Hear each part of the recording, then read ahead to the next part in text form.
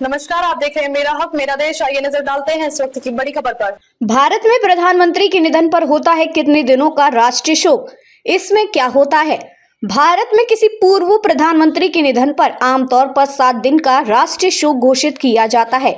इस दौरान राष्ट्रीय ध्वज आधा झुका रहता है। कोई सरकारी समारोह या उत्सव आयोजित नहीं किए जाते। पूर्व प्रधानमंत्री मनमोहन सिंह के निधन पर भी 7 दिनों का राष्ट्रीय शोक सरकार द्वारा रात में घोषित किया गया। हालांकि शोक अवधि का निर्णय भारत सरकार के दिशा निर्देशों और परिस्थितियों पर निर्भर करता है। पूर्व प्रधानमंत्री मनमोहन सिंह का निधन 26 दिसंबर को एम्स में 92 साल की उम्र में हो गया।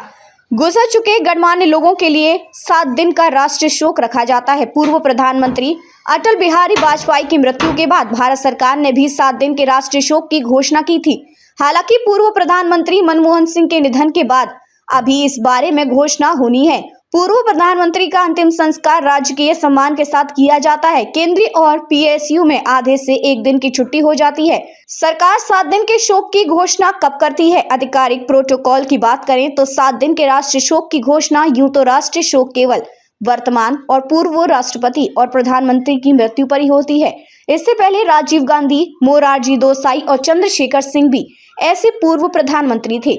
राष्ट्रीय शोक के दौरान क्या क्या होता है? भारत के फ्लैग कोड के अनुसार गणमान्य लोगों की मृत्यु के बाद राष्ट्रीय ध्वज को आधा झुका दिया जाता है। अटल बिहारी वाजपेयी के मामले में यह औपचारिक घोषणा की गई है। 26 अगस्त तक देश में और देश के बाहर भारतीय दूतावास और उच्चायोग में राष्ट्रीय ध्वज आधे झुके रहेंगे। राष्ट्रीय ध्वज को आधा झुकाने का प्रोटोकॉल नियमानुसार भी देश के बाहर भारत के दूतावासों और उच्चायोगों पर लागू होता है। राजकीय शोक में राजकीय अंत्येष्टि का आयोजन किया जाता है। गणमान्य व्यक्ति को बंदूकों की सलामी दी जाती है। साथ ही सार्वजनिक छुट्टी की भी घोषणा की जा सकती है और इसके अलावा जिस ताबूत में गणमान्य व्यक्ति के शव को ले जाया जा रहा होता है उस तिरंगे में लपेटा जाता है। पहले ये घोषणा केवल केंद्र सरकार की सलाह पर राष्ट्रपति ही कर सकता था, लेकिन हाल ही में बदले हुए नियमों के मुताबिक अब राज्यों को भी ये अधिकार दिया जा चुका है। क्या स्कूल और सरकारी कार्यालय बंद रहेंगे? जैसा केंद्र सरकार के 1997 के नोटिफिकेशन में कहा गया है, राजकीय शव यात्रा के दौरान भी कोई सार्वजनिक छुट्टी जरूरी नहीं। इसके अनुसार अनिवार्य सार्वजनिक छुट्टी को राष्ट्रीय शोक के दौरान खत्म कर दिया गया है।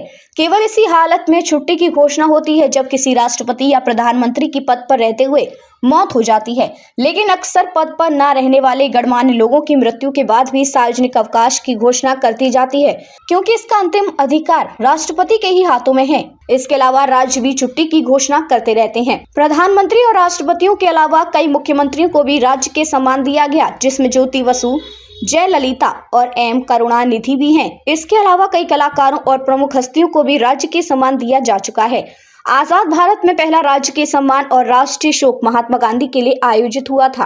अब तक के लिए बस इतना ही। फिर होगी आपसे मुलाकात ऐसी एक और बड़ी खबर के साथ। तब तक के लिए नमस्कार और देखते रहिए मेरा हक मेरा देश।